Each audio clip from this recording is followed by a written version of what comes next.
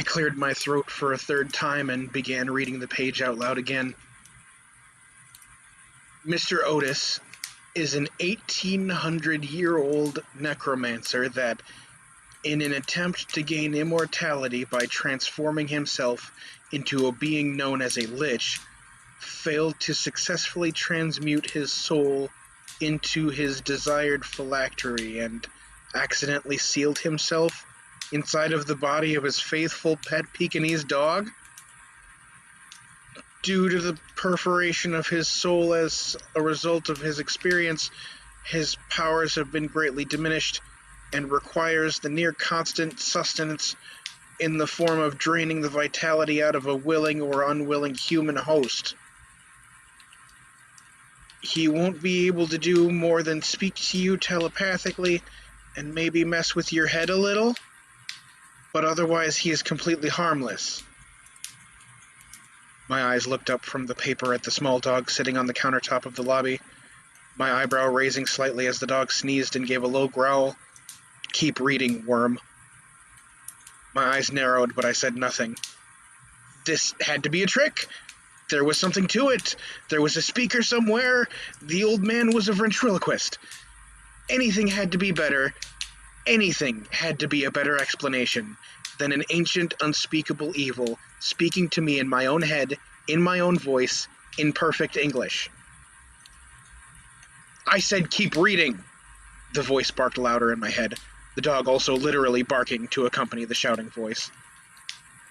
My eyes dropped back down to the page to find my place again, a cold sweat beginning to form on my forehead.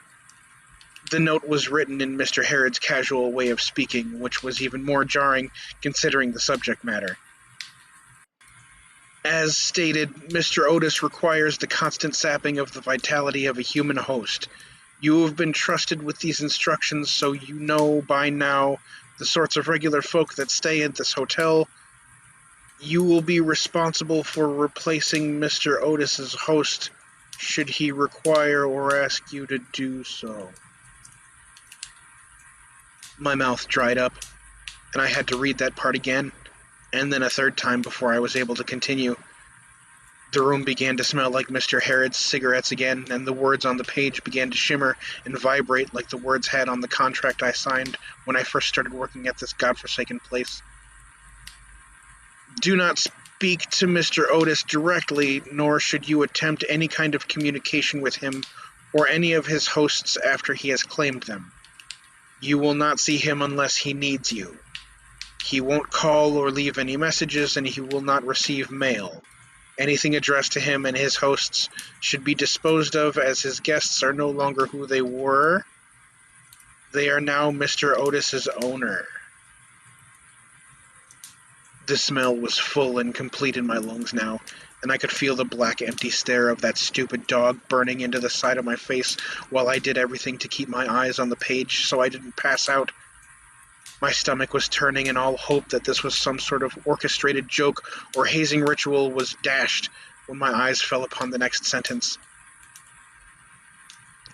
You will acquire any undesirable that is currently staying in Building 2 and make sure that Mr. Otis has full access and keys to the room of the chosen individual.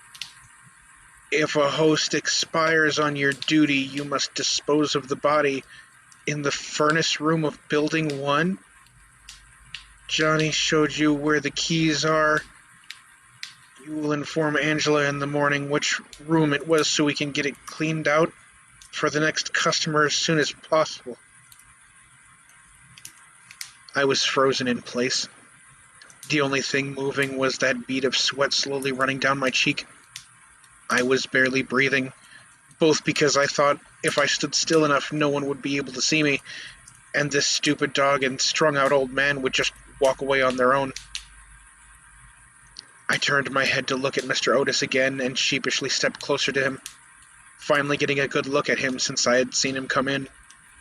I'd seen him walking around outside a few times in the first few weeks I was here being trained, but an old man and a dog from far away looks like any other old man with any other dog you've ever seen. Finally letting myself take all of this information in, I started to wonder if maybe that was the point. Getting close up, I started to notice scratches and scars. The dog's left eye was clouded over and had a long gash going through it, like it had been cut by a knife or the claw of some other animal. This would make you think that the eye no longer had any use, but the way it tracked you as you moved almost gave you the impression that it was fully functional anyway. His fur had always seemed black, but now that I got a really good look at it, it was black because it seemed to be burnt. Like it had once been longer, fairer hair, but the dog had been running through a fire and was all burnt up and singed and dirty with smoke. His paws were crusty and the nails were splintered and were worn and jagged at uneven angles. His snout was also uneven in places that gave the impression that some of his larger teeth were missing, and the skin around his lips were split and cracked from dehydration. Before I could truly humor what I was being asked to do and attempt to get a hold of the situation, the dog began to growl and bark, straining as if something heavy was on its shoulders and it couldn't stand up anymore. And before my brain could be invaded by another echo of my own voice being used against me, the old man just fell over onto the floor. No attempt to catch himself or stumble or a groan, just fell straight over and landed face first on the ground. The dog stopped straining like it was struggling, but began relentlessly barking at me with an almost rabid ferocity. It jumped down onto the floor and began to literally bite at my ankles while I instinctively made my way over to the telephone to call for an ambulance. Screw these crazy rules, this just became real. I don't care if this dude was a strung-out ventriloquist weirdo messing with me. I'm not going to let him overdose in my lobby. However, when I went to pick up the phone, I was not met with a dial tone expecting me to enter my desired number to reach the police. Instead, a smooth, familiar voice answered me over the phone. "Is there some kind of problem, Alan?" That sickening smell of Mr. Harrod's cigarettes filled the room again, and my eyes unfocused. I felt an extreme tunnel vision that almost brought me to my knees, and my hand shot out to grab the counter so I didn't fall down. My blood ran cold and my mouth caught half open as the breath died in my throat. Before I could even respond, Mr. Harrod continued, "Johnny is on his way there now to help you deal with Mr. Otis's previous owner. But I am not letting you off the hook entirely. You will find a new host for Mr. Otis by the end of the week, or you are going to have a lot more to worry about than a place to stay. You signed a contract, Alan. I expect you to do as you've been instructed. You are my man now, aren't you?" The phone line went dead, and the smell disappeared again, and I was left standing there holding the phone. Mr. Otis, seemingly aware of what was said on the phone, was now silently watching me. Johnny got there a few minutes later and acted like I didn't exist. He immediately grabbed the ankles of the old man and began dragging him to the back room. I went to make some kind of protest, but he glared at me and held his finger to his mouth. He pointed at Mr. Otis and then went back to dragging the body away. The door clicked closed as Johnny disappeared into a secondary back room next to the office behind the counter that I had never been behind before, and I was left alone in the lobby with Mr. Otis. I turned to the counter where he had jumped back up and he had stopped barking and was just staring at me with those black dead eyes. I think this was worse. The entire shift he never moved out of my sight and would move to sit somewhere within my view, always making sure that I could see that he was watching me. I spent a lot of time looking at the list of guests in the second building. The only person that seemed even remotely close to what Mr. Harrod deemed undesirable was a young woman who had been checked in the previous morning when Johnny and I had passed the shift on to Angela. She came in with her entire life in a few bags and a hamper, and I remember she asked me for a lighter, because a few hours later, after she had checked in, I was passing the second building to go throw a bag of garbage away in the dumpster on the opposite side, when I passed her sitting on the stairs with her head between her knees like she was passed out. When I touched her shoulder to see if she was okay, she looked up at me, and her eyes were bloodshot and unfocused. And with the same lighter that I had given her just hours before, she weakly asked me if I had a lighter. She was just another person that either was rejected by society or rejected society herself and threw her mind away in order to not suffer being able to understand her own situation. Could I really do this, though? Could I really pick out another human being and sacrifice them to this thing? This place? Was I capable of letting someone be devoured by this thing to save my own skin?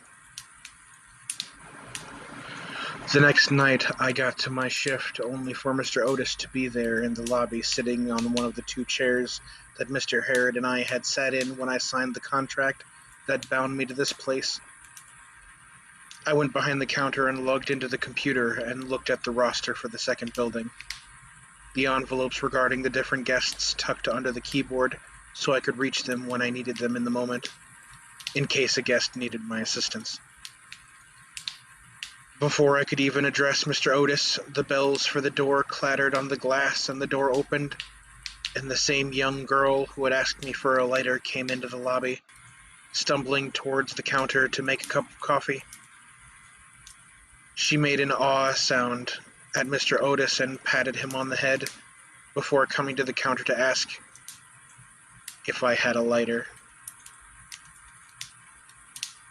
I took out the new one I had bought the other day after giving her the only one I had before and handed it over, and she smiled a weak, depressed smile as she left with her coffee, never making eye contact with me fully. Stephanie, I began. Stephanie Gables. Room 217. I said it in a monotone voice after the lobby door closed behind her. My hands moved to make a key for the room. I held it in my hand and considered for a moment, and my eyes unfocused as my mind struggled to justify the terrible thing I was doing. But I just had to tell myself this was my job now. I signed a contract. Mr. Otis climbed up to the counter and opened his mouth expectantly, and I put the key in it and looked at the small dog, peering into the dark pits it had for eyes, and said, "Stephanie Gables in room 217. Thank you for choosing the Crimson Cradle Inn. Please." I struggled to keep my composure as the corners of the dog's mouth curled into what I assured myself was not a smile. "Please let me know if there's anything else I can do for you." The dog snatched the key and ran for an open window in the lobby, disappearing out in the darkness towards the second building as I brewed a pot of coffee for the night. I was going to need it.